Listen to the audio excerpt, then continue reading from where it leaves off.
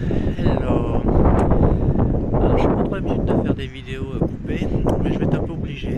Donc, je vous explique l'avantage du solaire. Et puis le désavantage aujourd'hui, s'il n'est pas lié avec des batteries.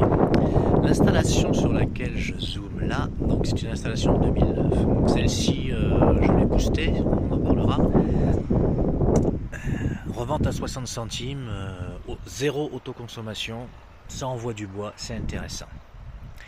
Elle a été boostée par 3 panneaux solaires. Le tout petit qui est ici, celui-là et celui-là. Les deux autres, j'y reviendrai.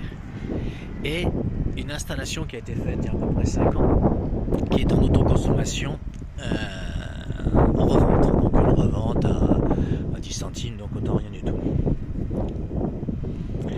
Et les petits panneaux solaires qui sont là, les deux autres, c'est pour alimenter, sur une vidéo que j'ai faite, la LAN Power Pro, qui est assez intéressante. Il y a une petite vidéo dessus, je ne peux pas vous mettre en lien, je ne sais pas comment on fait.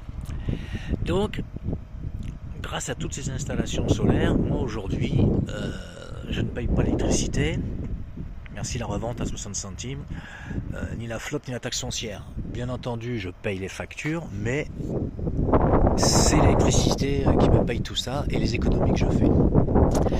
Donc je vais couper la vidéo et je vais essayer de la reprendre un peu plus loin pour vous montrer pourquoi c'est intéressant de coupler avec des batteries. Alors, ça c'est la LAN Power et qui est autonome. Elle est branchée sur les deux petits panneaux que je vous ai dit précédemment.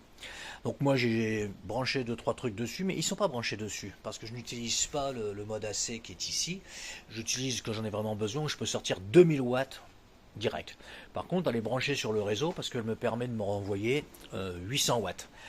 Et après, là, elle n'a pas éteint sa charge parce qu'on n'a pas eu beaucoup de soleil. Mais dès qu'elle est chargée entre 94% et 100%, elle me renvoie la totalité de la production solaire. Donc je crée une économie et qui est injectée dans la maison, mais qui va être injectée maintenant non plus dans le réseau, mais ailleurs. Allez, on va à côté reprendre une vidéo. Alors on est ici. Donc j'ai acheté dans un premier temps une Hyper 2000 avec 2 batteries, qui peut être branchée, et ça c'est volontaire, qui peut être branchée sur des panneaux solaires. Ce n'est pas le cas actuellement, hein. Ouais, on essaie ici. Parce que je recharge avec les panneaux autoconsommation sur le toit. Et j'ai acheté maintenant depuis un peu plus d'un mois la SolarFlow 2400 sur lequel je viens de commander une nouvelle batterie pour augmenter la capacité. Donc j'ai tiré une ligne spéciale qui est ici et donc qui repart donc vers mon tableau électrique qui est de l'autre côté dans notre mur. Donc toutes les installations que vous voyez ici, il y a beaucoup de complexité parce qu'on a la revente totale, on a 2 compteurs Linky et la grosse prise que vous voyez ici, appelez-moi en MP, je vous dirai à quoi ça sert. C'est très intéressant aussi. Donc ces 2 batteries eh bien, se rechargent par le solaire, se rechargent aussi par la LAN Power et ainsi de suite. Et pour optimiser tout ça, on va aller dans le tableau électrique, donc je vais couper la vidéo pour vous montrer avec quoi je travaille. Alors on est dans mon tableau électrique, donc il y a des disjoncteurs qui sont baissés, tout ça, ainsi de suite, ça c'est pour moi. C'est un... voilà. Donc on a ici 2 Shelly. Les Shelly sont couplés sur les Endure. Alors pourquoi 2 Il y a un Shelly Pro 3 Pro 3.2M et un Shelly 3.2M. Donc pourquoi 2 Parce que Zendur ne nous autorise pas à renvoyer plus de 3000 watts dans le réseau. Par contre, si vous avez 2 appareils qui calculent tout, ben vous pouvez renvoyer plus de 3000 watts. La capacité multiple de votre Hyper, de votre SolarFlow, qu'elle soit 800, 2400 ou quoi que ce soit. Donc vous pouvez renvoyer un maximum d'énergie. Moi j'avais besoin de 3400 watts à peu près quand je mets les clims en marche. Donc j'ai 3600 du coup. Alors que si je n'avais que le mode Zenki, alors pas le Zenki mais le mode HEMS du SolarFlow, je ne pouvais renvoyer que 3000 watts. Donc tout ceci me autocommande. Il y a plein de vidéos qui tournent sur les Endure et franchement elles sont bien. Et voilà l'installation que j'ai pu faire.